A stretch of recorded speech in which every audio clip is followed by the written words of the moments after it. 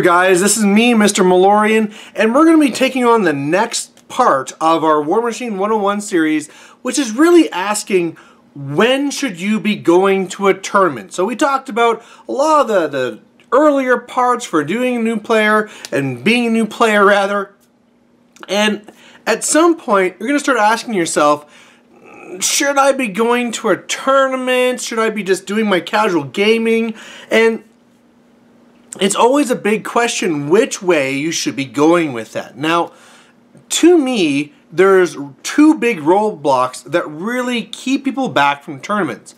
The first one is saying, you know what, I'm not ready. I'm just a new player, I don't know all the rules, I'll just be wasting people's time, I just should not be going to a tournament yet. And that's the first one. The second one is saying, whoa, I don't even want to be going to a tournament.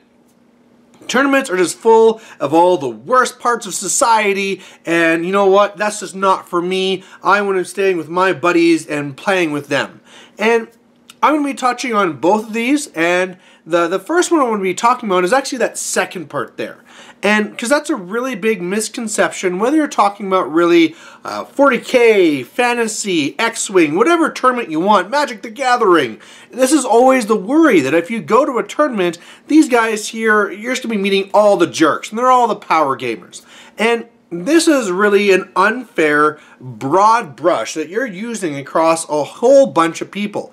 I mean, just like if you look at the people of your class, or the people at your work, or the people in your family, you can't really say that everyone is described in this one way, that they're all this, they're all that. They're people, and everybody has a little bit different to them, and they cover this whole spectrum.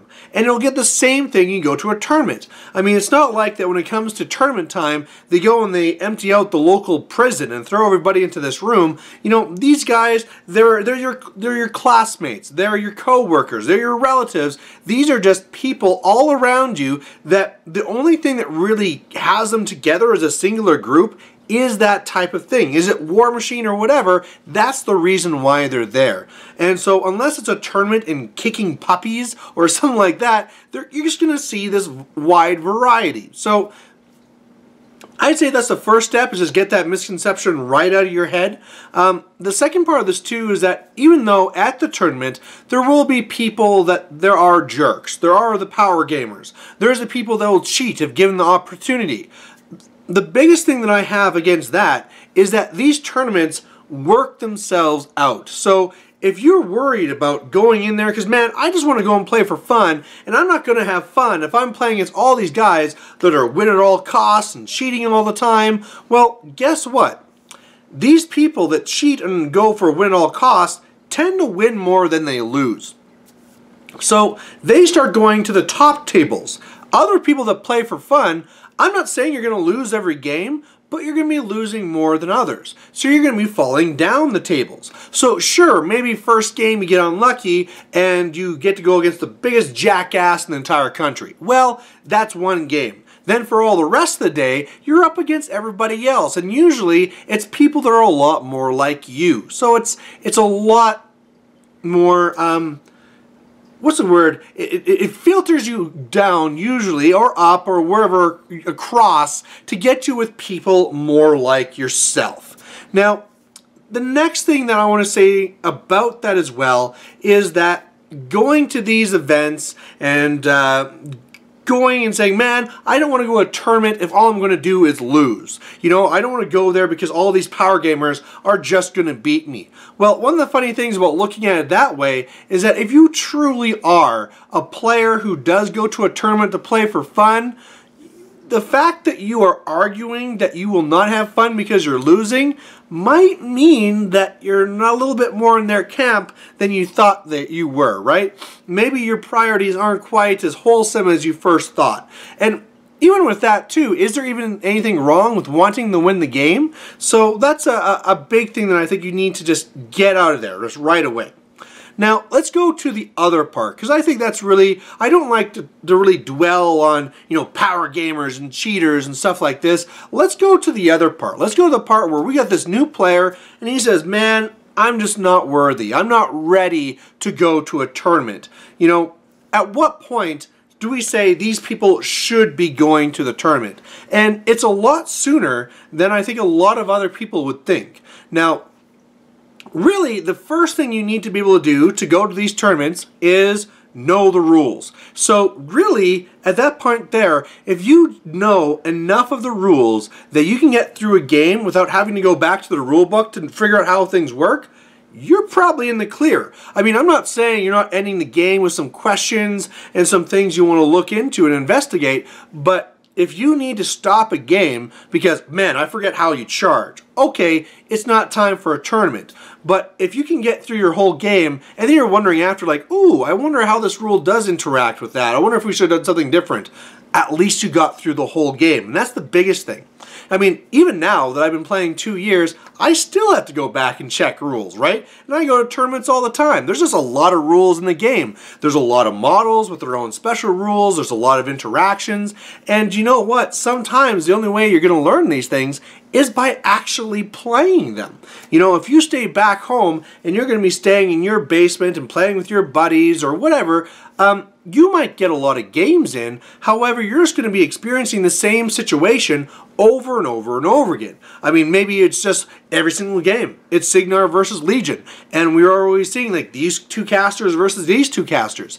And there's only so many situations that will come up in those pairings. Whereas if you go to a tournament, this is where you're going to learn things fast. This is where you're going to go there and you're going to find out, oh wow, you know, when I go against this other caster, they actually play Legion a lot different. In fact, you might have based your list to beat your buddy because, you know, that's your meta. That's who you face all the time.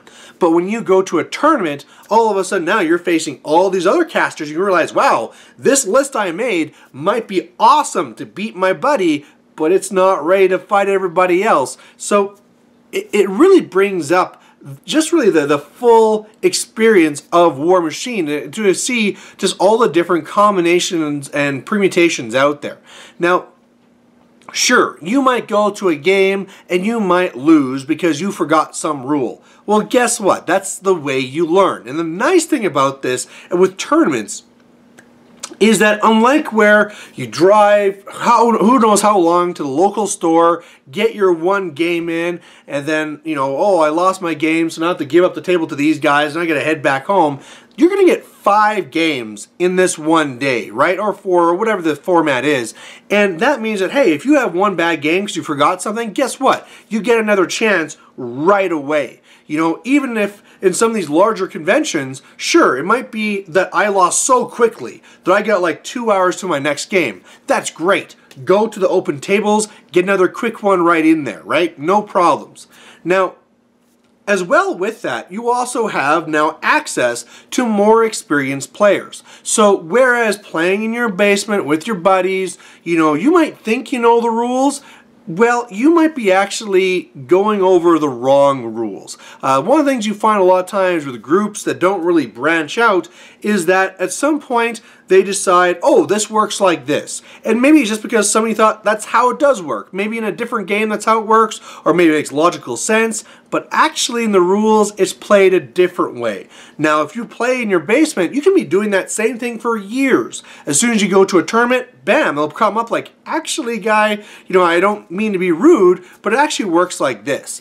And I think that's the next thing I want to say here as well, is that you can learn a lot more just by having that friendly interaction. When I was first getting into tournaments, all the time at the end of my game, I would say to my opponents, like, okay, I'm new at this, just so I know, what would you have done differently? What would you have changed in my list? And you know what? I still do that. At the end of the game, a lot of times, whether I win or lose, I still ask my opponent, so what do you think I could have done differently? What do you think I could have done better? Because hell, even if you win, your opponent could have said, like, okay, you did win, but you know, like, a turn ago, you totally had me. If you just would have done this or this would have happened. And there's a lot more to be learned. Now, you don't want to be going into the tournament being the jackass and saying, hey, you screwed up, you should have done this. So it comes off a lot better if you are asking for that advice. You don't offer it straight up unless they ask for it. You ask for it for your own self first. You say, hey, like I just said, what could have I done differently? How could I have deployed differently? Allocated resources differently? A different army list? Did I do the right drop, given the pairings? You know, and talking to these more experienced players, they'll bring up like, oh, well, there's this option and this option and this option. And I find that this is all very friendly. Again, the misconception is there that you're going to go there and people will be pissed off that you made a mistake and laugh at you or whatever, and that's just not the case. You are surrounded in a room of people who love the hobby and are very happy to talk to you about the hobby. I mean, sure, maybe there is that guy there, like we said, right? That you'll go in there and sure, you lost and they're going to laugh at you and walk away. But come on, guys, this is not a broad brush. There's going to be, you know, one person that's like that and all the rest will be something else, right? So you really got to kind of look at it in this type of way.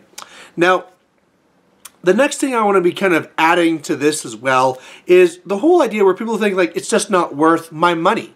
You know, why would I be spending $20 or whatever the entrance cost is to go to a tournament? I'm literally throwing money away because I'm just going to lose. And a big thing that I want to get across for that is that you should not be looking at tournaments as an investment.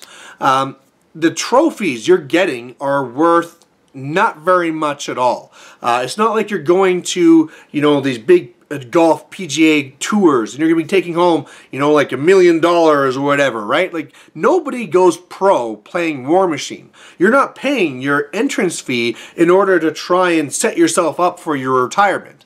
You're paying that money for that experience, for the experience of getting in those 5 games or whatever a day. I mean, maybe you're that married husband that has a big busy job and all these kids, and that's usually the best you could do to get 1 game a month. Well, by doing this tournament, you're now getting in, you know, a half-year quota all in 1 day. So that can be worth it right there. Then it could be worth it for playing against all these different people, meeting new people. I mean, just because you got your buddy that comes over every week doesn't mean there's not more people out there that you get along with very well. You know, somebody else that could say like, hey, you know, I actually do gaming at my place every 3rd Sunday. Or, hey, I'm running a tournament here on this date. Or, hey, I'm a press ganger. You know, if you ever have any questions about the game, come to me. I'm the guy to talk to, and I'll help you out no matter what it is. And you're only going to meet all these people if you go to these large gatherings. And again, that's the experience. Getting to see these people, get to see their armies, experience new builds, new tactics, and you just really got to get out there. So, I mean, again, getting back to its core, as a new player, when should you be going to a tournament? And I believe there's only 2 criteria. When 1, you can make your own list, and when 2, you can play a whole game without looking in the rules. That's it. As soon as you can do those things, get out there and enjoy yourself and play these tournaments. So either way, that's been the Warmachine 101. If you have anything you want to learn about next time, just post down in the comments. And either way, I'll catch you later. Bye.